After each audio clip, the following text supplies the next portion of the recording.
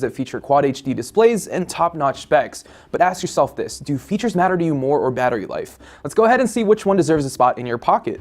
Now, like the usual comparisons we do, we talk highly of specs, and these two are nearly identical.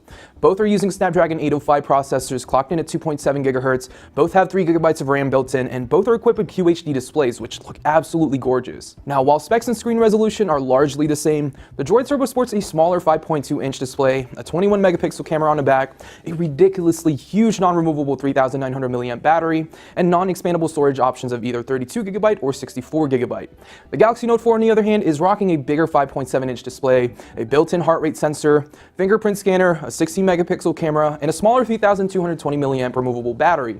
It also features 32 GB of expandable storage up to 128 GB via microSD card. The Galaxy Note 4 is available for all 4 major US carriers and is going for around $300 with a 2-year contract. Now, while the Droid Turbo is exclusive to Verizon and is going for $200 for the 32 GB variant and $249 for the 64 GB model under the same terms. Both devices have solid build and are nice looking and easy to hold. However, I feel like the Galaxy Note 4 still has a slight advantage over the Droid Turbo in terms of design. The Note 4 just feels and looks more premium than the Droid Turbo, and that's not me bad-mouthing the Droid Turbo at all, because I love the sturdy, durable design. It's just that the full metal frame and soft material on the back offers a much better feel compared to the Droid Turbo's plastic body. I do love the unique ballistic nylon offered on the Droid Turbo, but ultimately it's not quite as nice as the Note 4. Now, form factor is also a big thing for a lot of people, and if you don't have relatively big hands, the Note 4 can definitely be a bit unwieldy compared to the more compact Turbo.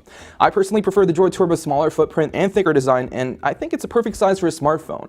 It's hefty, and it's a device that can handle one-handed.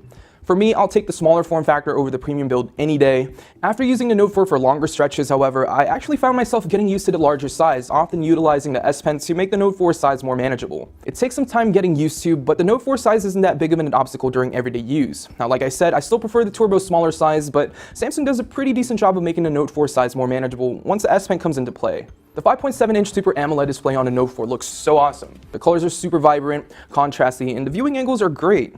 The Droid Turbo's 5.2-inch screen with AMOLED is no slouch either, but still not as good looking as the Note 4's. Watching videos and playing games or just browsing the web, the Note 4 is much better when it comes to consuming media content thanks to its bigger screen. Both these devices are running Android 4.4.4 KitKat out of the box, but the experience couldn't be more different. The Note 4 has TouchWiz on top of Android, which I have mixed feelings about, whereas the Droid Turbo is rocking an almost vanilla Android, which I really enjoy using. There are some cool software features that the Droid Turbo has that the Note 4 doesn't offer, and vice versa. Though the Droid Turbo features Moto display, where a selected part of the screen lights up to show you the time and your notifications without turning on your device. And this feature alone helps a ton when you want to save on battery life. There's also Moto Assist, Actions, and Voice. Assist essentially changes your phone's behavior based on what you're doing or what your day is like. With Voice, you'll be able to activate Google Now with a custom phrase, and with Actions, you'll be able to dismiss an alarm or call by waving your hand over your phone. Many of these software features you just won't find on a Note 4. Now, the Note 4 has the S Pen though, which is a huge selling point for the Note series and what sets the Note 4 apart from its competition. But in terms of software features, there are a few notable additions. There's multi-window support, which essentially allows for 2 apps to run at the same time, and one-handed operation, which is super helpful if you want to be able to reach across your device one-handed. And there's also Easy Mode for parents and grandparents who want a simpler looking UI, little software features that make the user experience much better.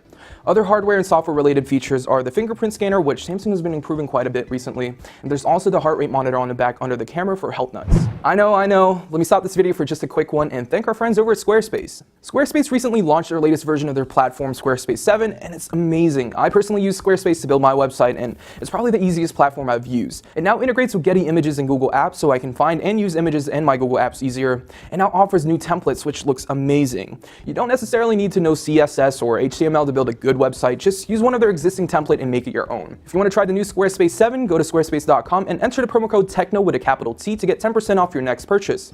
Trust me, it's worth it. Looking at the back of these two devices, you have the 16-megapixel camera on the Note 4, a 21-megapixel camera on the Droid Turbo. Now, right off the bat, you're probably going to say, well, the Droid Turbo has a higher megapixel count, so that's definitely the much better camera here. No. The Note 4 features an optical image stabilization, which is very helpful when shooting low light and filming a video.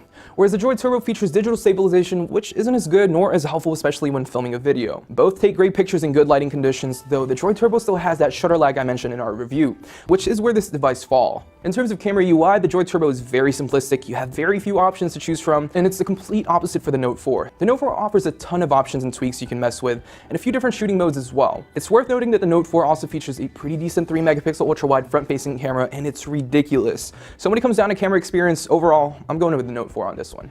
Now, with all that being said, after testing these two devices, when it comes down to battery life, the Droid Turbo lasted for days, maybe 2 days and a few hours. I constantly used it, I had push notifications coming from Twitter, Gmail, and other social networks, I made calls, and it lasted forever. The Note 4 would need to be charged every day or so, depending on what I was doing, and I don't think that's bad at all. However, it's still not as good as the Droid Turbo's battery life. Both feature Qualcomm's latest turbocharging technology, so you'll be able to get about 6 hours of usage in about 15 to 20 minutes, and honestly, it works well. Something that I wish every phone had.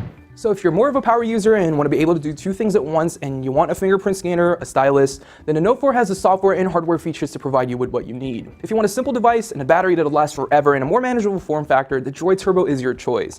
I personally think the Note 4 is still the better device here just because I can do more, and I think the camera, which is incredibly important, is better. I can run 2 apps at once, use the S Pen to draw or jot down notes on the go, and enjoy the bigger screen for media consumption. Anyways, that's it for this video, guys. Don't forget to check us out at technobuffalo.com for the latest and greatest tech news. And as always, I'm Mark Linsanger from Buffalo. I'll see you guys in the next one.